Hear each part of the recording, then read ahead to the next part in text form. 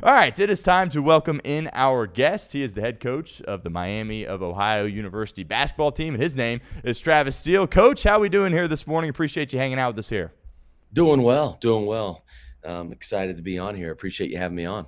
Yes, sir. Thanks so much for making some time. I know it's busy, but let's start with last night. Obviously, RedHawks in action last night against UNC Asheville. Kind of a crazy game, right? Had a big lead, 18 points at one point in the second half. The lead goes away. It evaporates, which I'm sure is a little bit frustrating, but ultimately you get it to overtime. You come out on top, you face some adversity, and win the game and stay undefeated. Just kind of walk us through what exactly transpired last night. Yeah, obviously got off to a great start.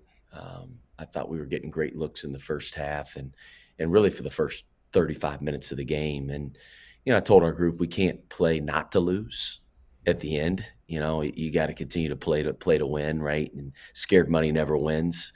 I thought we passed up some shots during those last 5 to 6 minutes of the game, and give Asheville credit. They made some really hard shots, and they were getting to the free throw line, and just made the game really choppy. They were scoring while the clock was stopped. So, but it's good for us to be in those moments. That'll help prepare us for MAC play, where we'll be in several close games throughout the year. So our ability to execute down the stretch, getting it into overtime, and then executing at the end of overtime as well will really serve us well moving forward.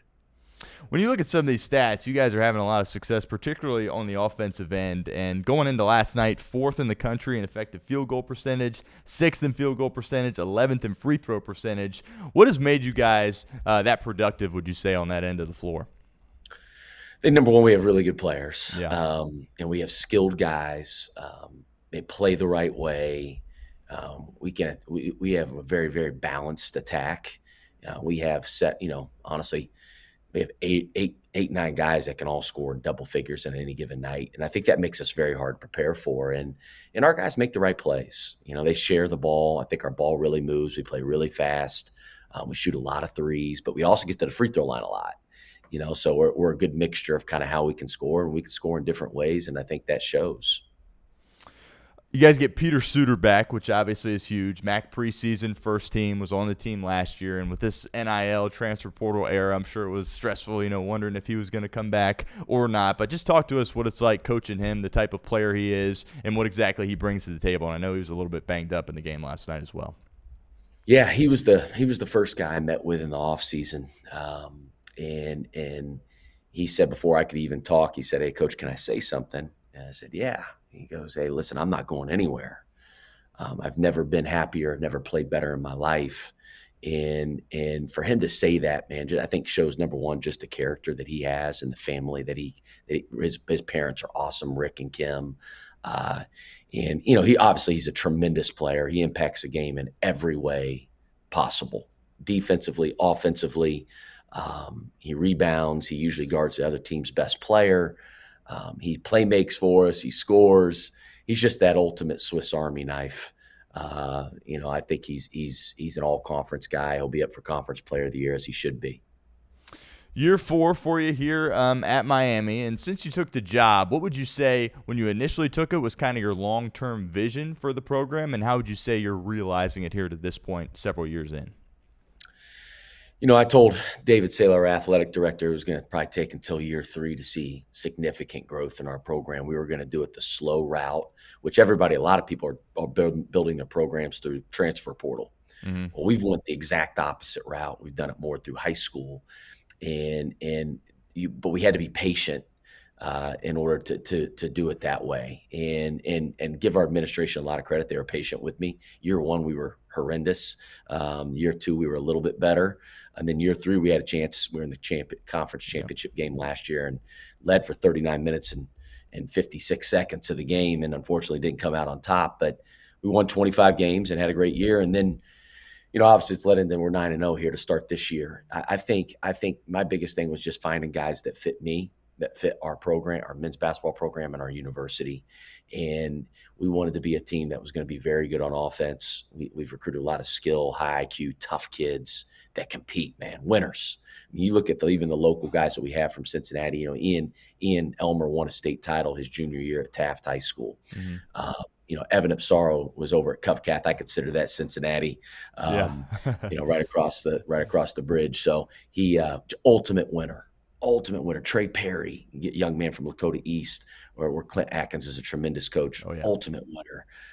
We've recruited winners, and I think that's really helped in building this program back to where it used to be.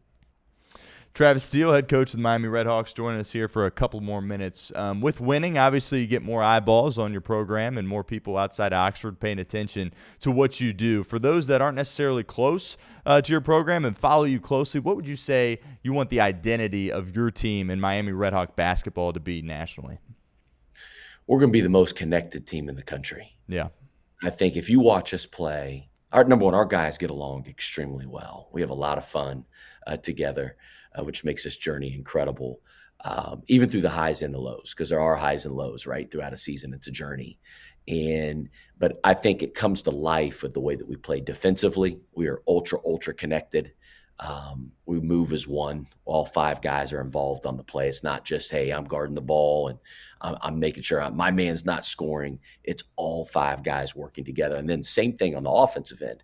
The way that our ball moves and the pace that we play at, our guys really pride themselves in making the extra pass, getting as many paint touches as we can, breaking the paint, and then spraying and playing because we got a lot of shooters. So I think we make that come to life. And then I would add, not just being the most connected team, but just tough, competitive, chip on your shoulder, belief, that swagger. Like, I don't care who we play, where we play. We think we're the best team on the floor every single night. Obviously, you started as head coach at Xavier, a big-time job a couple of years ago. How would you say you have evolved and changed as a coach personally? And is there something that maybe when you were a younger coach that you believed one way that now you have a different viewpoint? Or however these last few years, how have you changed as a head coach? Yeah, I think you just got to learn to be your own guy. Yeah. I can't be Chris Mack, can't be Sean Miller, can't be Kelvin Sampson, Thad Matta, or my brother John Gross. Man, I'm Travis Steele, and I think number one, I think you start to learn really how to build a culture. I think, which is so important because I think that creates sustainable success. And I've learned through my experiences of how to do that. And we've created that here at Miami. And then obviously you're always having that growth mindset. Is there things, how can you do things better, right? Offensively, defensively. I think offensively, we're one of the harder teams to prepare for in the country for the way that we run our offense. It's not as many set plays. It's more flow and concepts, and makes us very, very difficult to scout. And that's how we built the program. Because we got to win in March, right? We got to win the MAC tournament. How can you beat a team for a 3rd time? Right. I think that's so important to understand. Like, anybody can beat a team on the 1st time, but after you get used to playing that opponent, like, we want to be the team that's very random and very hard to prepare for and hard to play against in the third time that we see an opponent. I was talking with Chuck Martin about this last week. Obviously, we all love the MAC because it's so competitive and seemingly any team can beat any other team on any given night. Still a couple games away from conference play, but what are some keys, do you think, for your team to have success in conference play, and what's kind of the overall outlook of the MAC here this year? Yeah, you mentioned Chuck. Chuck's incredible, by the way. He's a one of one. Yep. We're lucky to have him here. I think MAC play, it's going to come down. You got to be top 3 in both defense and offense in order to win the league. You got to be a two-way team, and that's what we really try to pride ourselves on is, because you're probably going to have one off shooting night. Mm-hmm. Odds are in 3 games in 3 days. Can you win that game? Can you win different ways, right? So I always go back to rebounding differential, right? Turnover differential. Teams that get more shots up usually have an advantage, right? So can you rebound the ball, take care of the ball, and defend? We're going to be able to score. There's no doubt in my mind. But you look at the MAC has had a great non-conference so far. I mean, Akron's doing terrific.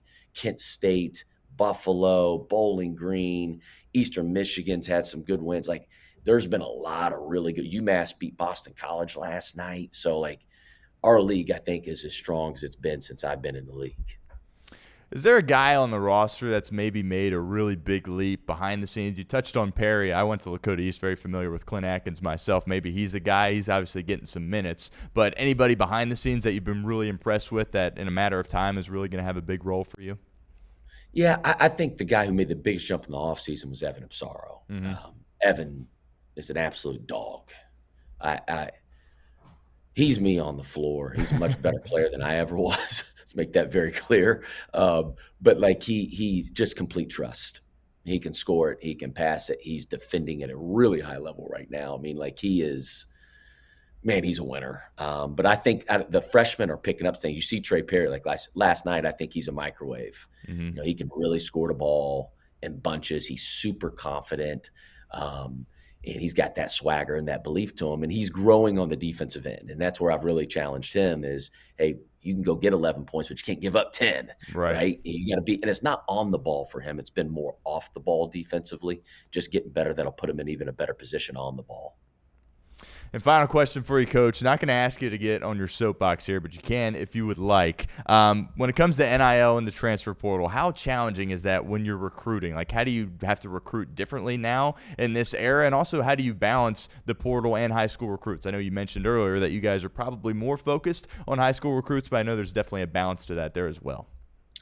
Yeah, I think you just have to lean into it, rather than complain about it. And it is what it is. It's went from 0 to 100. Feels like there was a million rules, and now there's no rules. But he's got to kind of lean into it. And I think we use high schools as the main source, transfer as supplement. But I think for us, it's like I tell our players all the time. Your experience here is our recruiting pitch. Yeah. I'm not going to sell anybody on staying here. I want guys that want to be here and want to be here for the right reasons. I want guys that want to be here to win because of our culture and development. And that's the staff. I got a great staff here, great coaches that work with our guys every single day that I can confidently say that's what we're best at. We're better than anybody else in college basketball at that. And, so again, the NIL, do I think our guys should make money? I absolutely do. They do. I think they should. But I think a lot of these young men are making decisions, short-term decisions, that have huge ramifications for them long-term that maybe negatively impact them. But it's hard, right? That's most of society, right? Most of society lives day to day. And I want our young men to make the best decisions for them in the next 10 to 15 years, and whatever that is. And I'll support them. Right. And we want to develop our young men. It's all about fit. I will say, I think fit's more important than ever in this landscape. If you get guys that fit the culture and fit your program and fit the head coach, I think you have a much better chance of keeping your young men. No doubt. You got a favorite spot up there in Oxford, Coach? I was always at Doby's a lot. Do you got any favorites up there? Man, there's a lot of good spots up here. Yeah. Pisano's is incredible. I love Sohai. Oh yeah. I love Ox Vegas Chicken is another. It's a new spot. I love that big spot right there. Again, there's a lot of good restaurants up here. Yeah, no doubt. Well, Coach, I appreciate you making some time from one Red Hawk to another. I certainly appreciate it. Best of luck the rest of the way, and we'd love to do it again sometime, man. Thank you. Absolutely. Thanks for having me on. Absolutely.